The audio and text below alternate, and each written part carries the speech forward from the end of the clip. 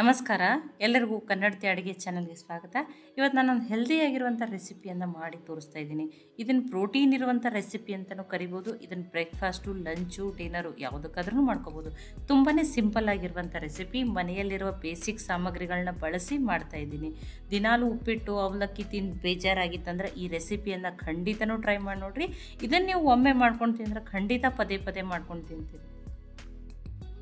ಇಲ್ಲಿ ನಾನು 1 ಬಟ್ಲಾಗಷ್ಟು ನೆನೆಸಿಟ್ಕೊಂಡಿರುವಂಥ ಹೆಸರು ಕಾಳನ್ನು ತೊಗೊಂಡಿನಿ.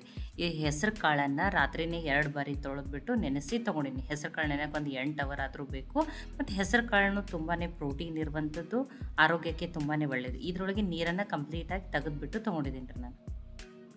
ನೋಡಿ, ಹೆಸರು ಬೇಳೆಗಿಂತ ಹೆಸರು ಕಾಳಿನಿಂದ ಮಾಡೋದ್ರಿಂದ ಟೇಸ್ಟ್ ತುಂಬಾ ಚೆನ್ನಾಗಿರುತ್ತೆ ರೀ. ಇದನ್ನೀಗ ತರಿಯಾಗಿ ನೀರು ಹಾಕ್ತೇನೆ, ಗ್ರೈಂಡ್ ಮಾಡ್ಕೋತೀನಿ ರೀ. ತುಂಬ ಫೈನ್ ಪೇಸ್ಟ್ ಮಾಡಬೇಡ್ರಿ. ಈ ಥರ ಚಿಕ್ಕ ಚಿಕ್ಕ ಸಣ್ಣ ಸಣ್ಣ ಹೆಸರು ಕಾಳು, ಅದು ನೆಂದಿರೋ ಹೆಸರು ಕಾಳಿನ ಪೀಸ್ ಕಾಣ್ತಿರ್ಬೇಕು ನೋಡ್ರಿ. ಅದೇ ರೀತಿ ತರಿಯಾಗಿನೇ ಗ್ರೈಂಡ್ ಮಾಡ್ಕೋಬೇಕು ರೀ. ಇದು ಕರೆಕ್ಟಾಗಿ ರೆಡಿ ಆಗಿದೆ. ಇದನ್ನು ಬೇರೆ ಪಾತ್ರೆಗೆ ಹಾಕೋತೀನಿ ರೀ ನಾನು. ನೋಡಿ, ಈಗ ಇದೇ ಪಾತ್ರೆಗನ್ನು ಹಾಕೊಂಡ್ರಿ. ಫೈನ್ ಪೇಸ್ಟ್ ಮಾಡಬೇಡ್ರಿ. ನೋಡಿ, ನೀರನ್ನು ಕಂಪ್ಲೀಟಾಗಿ ತೆಗೆದುಬಿಟ್ಟನೆ ತಗೋರಿ. ಇದಕ್ಕೆ ನಾನು 1 ಸ್ಪೂನ್ ಆಗಷ್ಟೇ ಕಸೂರಿ ಮೆಂತ್ಯನ ಹಾಕ್ತಾಯಿದ್ದೀನಿ. ಟೇಸ್ಟ್ ಚೆನ್ನಾಗಿ ಬರ್ತದೆ. ಇಲ್ಲ ನಮ್ಮ ಕಡೆ ಕಸೂರಿ ಮೆಂತ್ಯ ಇಲ್ಲಾಂದ್ರೆ ನೀವು ಫ್ರೆಶ್ ಆಗಿರೋ ಮೆಂತ್ಯ ಸೊಪ್ಪಿದ್ರೆ ಅದನ್ನು ಸ್ವಲ್ಪ ಸಣ್ಣದಾಗಿ ಕಟ್ ಮಾಡಿ ಹಾಕಿರಿ. ಅದನ್ನು ಟೇಸ್ಟ್ ಚೆನ್ನಾಗಿ ಬರ್ತದೆ. ಇಲ್ಲಿ 3 ಮೆಣಸಿನ್ಕಾಯಿ, ಸ್ವಲ್ಪ ಹಸಿ ಶುಂಠಿ, 5 ಬೆಳ್ಳುಳ್ಳಿಯನ್ನು ಪೇಸ್ಟ್ ಮಾಡಿ ಹಾಕ್ತಾಯಿದ್ದೀನಿ. ಬೆಳ್ಳುಳ್ಳಿ ತಿನ್ನಲ್ಲಂದ್ರೆ ನೀವು ಸ್ಕಿಪ್ ಮಾಡ್ಬೋದು. ಖಾರ ನೀವು ನೋಡ್ಕೊಂಡು ಹಾಕೋರಿ. ಅಥವಾ ಮೆಣಸಿನ್ಕಾಯಿ ಸಣ್ಣದಾಗಿ ಕಟ್ ಮಾಡಿಬಿಟ್ಟು ಶುಂಠಿಯನ್ನು ತುರಿದ್ಬಿಟ್ಟು ಹಾಕ್ಬೋದು. ಒಂದು ಅರ್ಧ ಸ್ಪೂನ್ ಆಗಷ್ಟೇ ಜೀರಿಗೆಯನ್ನು ಹಾಕ್ತಾಯಿದ್ದೀನಿ.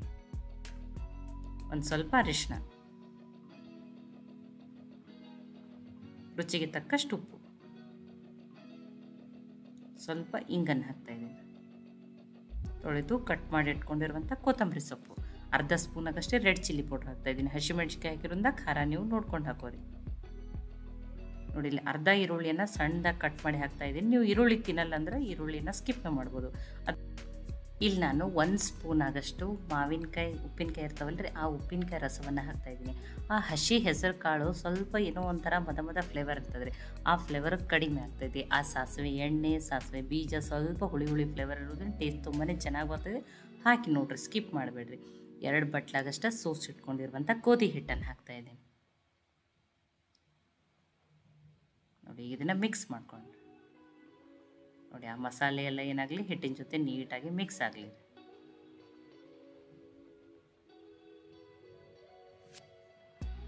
ನೋಡಿ, ಈಗ ಇದು ಮಿಕ್ಸ್ ಆಗಿದ್ರೆ ಇದಕ್ಕೆ ನೀರನ್ನು ಹಾಕಿಬಿಟ್ಟು ಡೈಲಿ ಚಪಾತಿಗೆ ಯಾವ ರೀತಿ ಹಿಟ್ಟನ್ನು ಕಲಿಸಿ ತಗೋತೀವೋ ಅದೇ ರೀತಿ ನೋಡಿ, ನಾನು ಮಿಕ್ಸಿ ಜಾರಿಗೆ ಹಾಕಿ ನೀರನ್ನು ಹಾಕಿದ್ದೀನಿ ರೀ ನಾನು. ನಾನೇನು ತುಂಬ ಗಟ್ಟಿ ಏನು ಕಲಿಸೋದಿಲ್ಲ. ಡೈಲಿ ಚಪಾತಿಗೆ ಯಾವ ರೀತಿ ಕಲಿಸ್ತೀವಲ್ಲ ಸಾಫ್ಟಾಗಿ ಅದೇ ರೀತಿ ಹಿಟ್ಟನ್ನು ಕಲಿಸಿ ರೆಡಿ ಮಾಡ್ಕೋತೀನಿ. ನೋಡಿ, ಸ್ವಲ್ಪ ತರಿಯಾಗಿ ಹೆಸರು ಕಾಳನ್ನು ಅರಿಯೋದ್ರಿಂದ ಅದು ತಿನ್ನೋ ಒಂದು ಬಾಯಾಗ ಟೇಸ್ಟ್ ತುಂಬಾ ಚೆನ್ನಾಗಿ ಬರ್ತದೆ ರೀ. ನೋಡಿ, ಆ ಹೆಸರು ಕಾಳು ಬಾಯಲ್ಲಿ ಸಿಗ್ಬೇಕ್ರಿ ಅದು ಒಂಚೂರು. ನೋಡಿ, ಈಗ ಹಿಟ್ಟು ಕಲಸಿ ರೆಡಿ ಮಾಡ್ಕೊಂಡಿದ್ರಿ. ಈ ಹಿಟ್ಟು ಒಂದು 5 ನಿಮಿಷ ಮುಚ್ಚಿಡ್ತೀನಿ. ತೆಗೆದು ನೆನೆಲಿ ಅಷ್ಟೇನೆ ಸಾಕ್ರಿ.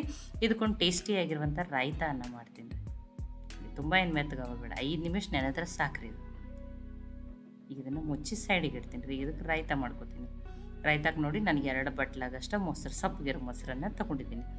ಇದಕ್ಕೆ ನಾನಿಲ್ಲಿ ಸ್ವಲ್ಪ ಈರುಳ್ಳಿಯನ್ನು ಹಾಕ್ತಾಯಿದ್ದೀನಿ. ಈರುಳ್ಳಿ, ಟೊಮೆಟೊ ಅವೆಲ್ಲ ಕ್ವಾಂಟಿಟಿ ನೀವು ಹೆಚ್ಚು ಕಡಿಮೆನೂ ಮಾಡ್ಕೋಬೋದು ರೀ. ನೋಡಿ, ಸ್ವಲ್ಪ ಈರುಳ್ಳಿಯನ್ನು ಕಟ್ ಮಾಡಿ ಹಾಕ್ತಾಯಿದ್ದೀನಿ. ಸ್ವಲ್ಪ ಟೊಮ್ಯಾಟೋನ ಹಾಕ್ತಾಯಿದ್ದೀನಿ. ನೀವು ಕ್ಯಾರೆಟ್ ಇದ್ದರೆ ಕ್ಯಾರೆಟನ್ನು ತುರಿದ್ಬಿಟ್ಟು ಹಾಕ್ಬೋದು. ಸ್ವಲ್ಪ ಕೊತ್ತಂಬರಿ ಸೊಪ್ಪು.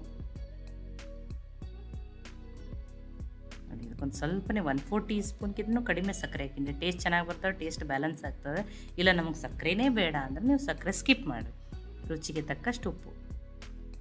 ನೋಡಿ, ಇದಕ್ಕೊಂದು ಅರ್ಧ ಸ್ಪೂನ್ ಆಗಷ್ಟು ಎಣ್ಣೆ, ಸಾಸಿವೆ, ಜೀರಿಗೆ, ಕರಿಬೇವು, ಸ್ವಲ್ಪ ಇಂಗು, ಒಣಮೆಣಸಿನ್ಕಾಯಿ ಒಗ್ಗರಣೆ ಹಾಕಿನ್ರಿ. ಒಗ್ಗರಣೆ ಹಾಕೋದ್ರಿಂದ ರಾಯ್ತ ಟೇಸ್ಟ್ ಇನ್ನೂ ಜಾಸ್ತಿ ಆಗ್ತದೆ. ನೋಡಿ, ಇದನ್ನು ಮಿಕ್ಸ್ ಮಾಡಿಕೊಂಡ್ರಿ. ನೋಡಿ, ಟೇಸ್ಟಿಯಾಗಿರುವಂಥ ರಾಯ್ತ ರೆಡಿ ಆಗಿದೆ. ಇದನ್ನು ಹೀಗೇನೂ ಸರ್ವ್ ಮಾಡ್ಬೋದು. ಅಥವಾ ಇದಕ್ಕೆ ಇನ್ನೊಂದು ಸ್ವಲ್ಪ ಗಾರ್ನಿಷ್ ಮಾಡೋಕ್ಕೆ ಇನ್ನೊಂದು ಸ್ವಲ್ಪ ಕೊತ್ತಂಬರಿ ಸೊಪ್ಪು ಮತ್ತು ಕೆಲವರು ಏನು ಮಾಡ್ತಾರೆ ಅಂದರೆ ಸ್ವಲ್ಪ ರೆಡ್ ಚಿಲ್ಲಿ ಪೌಡ್ರನ್ನು ನೀವು ಸ್ಪ್ರಿಂಕಲ್ ಮಾಡ್ಬೋದು. ಇಲ್ಲ ನಮ್ಗೆ ಖಾರ ಬೇಡ ಅಂದರೆ ನೀವು ಅದನ್ನು ಸ್ಕಿಪ್ ಮಾಡಿ ನಡೀತದೆ. ಬರೀ ಕೊತ್ತಂಬರಿ ಸೊಪ್ಪನ್ನು ಅಷ್ಟೇ ಹಾಕೋರಿ. ಈಗ ಇದನ್ನು ಸೈಡಿಗೆ ಇಡನ್ರಿ. ಹಿಟ್ಟನ್ನು ನೆಂದಿರ್ತದೆ. ನಾನು ಪರಾಠಾನ ಮಾಡಿಬಿಟ್ಟು ತೋರಿಸ್ತೀನಿ ನಿಮಗೆ. ನೋಡಿ, ಹಿಟ್ಟನ್ನು ಮೆತ್ತಗಾಗ್ಯದ.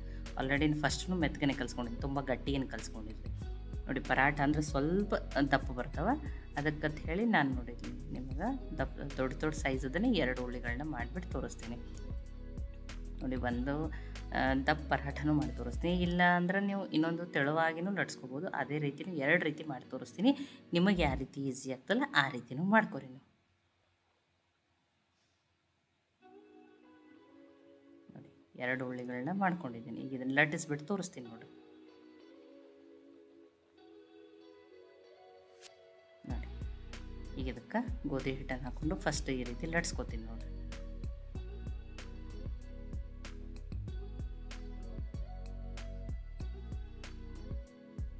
ಈ ರೀತಿ ಫಸ್ಟ್ ಒಂದು ದಪ್ಪಾಗಿನ ಲಟ್ಸ್ಕೋಬೇಕ್ರಿ. ಇಲ್ಲಾಂದ್ರೆ ನೀವು ಸ್ಕ್ವೇರ್ ಶೇಪ್ದಲ್ಲಿ, ಟ್ರ್ಯಾಂಗಲ್ ಶೇಪ್ದಲ್ಲಿ ಆ ರೀತಿಯೂ ಪರಾಟ ಮಾಡ್ತಾರೆ, ಆ ರೀತಿಯೂ ಮಾಡ್ಕೋಬೋದು. ಇದೇ ರೀತಿ ಅಂತೇನಿಲ್ಲ, ನಿಮಗೆ ಯಾವ ರೀತಿ ಈಸಿ ಆಗ್ತಿಲ್ಲ ಆ ರೀತಿ ನೀವು ಪರಾಟನ ಲಟ್ಟಿಸ್ಬಿಟ್ಟು ತೊಗೊರಿ ನೋಡಿ. ಫಸ್ಟ್ ಈ ರೀತಿ ಲಟ್ಟಿಸ್ಬಿಟ್ಟು ನೋಡಿ, ಈ ರೀತಿ ಸೆಂಟ್ರಲ್ಲಿ ಈ ರೀತಿ ಕಟ್ ಮಾಡಬೇಕು. ಇದಕ್ಕೊಂದು ಸ್ವಲ್ಪ ಒಳಗಡೆ ಎಣ್ಣೆ ಹಚ್ಚಬೇಕಾಗಿತ್ತು, ನಾನು ಮರ್ತಿದ್ದೀನಿ.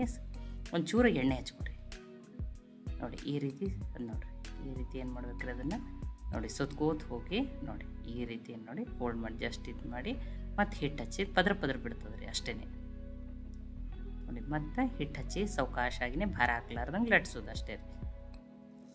ಇಲ್ಲ ನಮ್ಗೆ ಯಾವುದೇ ರೀತಿ ಬೇಡ ಹಾಗೆ ನೀವು ಲಟ್ಸ್ಕೋತೀವಿ ಅಂದ್ರೆ ಆ ರೀತಿ ನಾನು 2 ರೀತಿಯಲ್ಲಿ ನಿಮಗೆ ಲಟ್ಟಿಸಿ ತೋರಿಸ್ತೀನಿ ನೋಡಿರಿ. ನಿಮಗೆ ಯಾವ ರೀತಿ ಈಸಿ ಆಗ್ತೈತೆ ನೀವು ಅದೇ ರೀತಿನೇ ಲಟ್ಸಿ.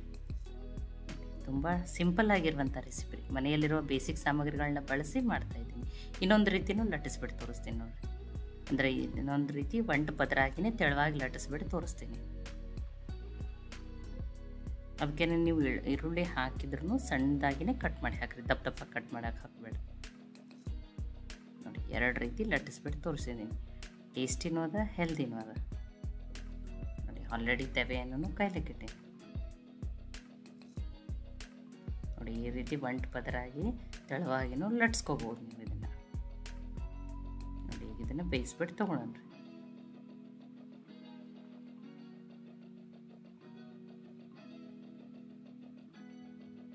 ನೋಡಿ ನಿಮಗೆ ಯಾರು ಅಥವಾ ನಿಮಗೆ ಸ್ಕ್ವೇರು ಟ್ರಯಾಂಗಲ್ ಶೇಪ್ ಪರಾಟ ಇಷ್ಟ ಅಂದ್ರೆ ಆ ರೀತಿನೂ ಲಟ್ಸ್ಕೋರಿ ನೀವು ನೋಡಿ. ಇದಕ್ಕೊಂದು ಸ್ವಲ್ಪ ಎಣ್ಣೆ ಹಚ್ಚಿ ಬೇಯಿಸ್ಬಿಟ್ಟು ತೊಗೊಂಡಿದ್ದೀನಿ ರೀ ನಾನು ನೋಡಿ. ಎಷ್ಟು ಚೆನ್ನಾಗಿ ಬಂದದ ಪರಾಟ.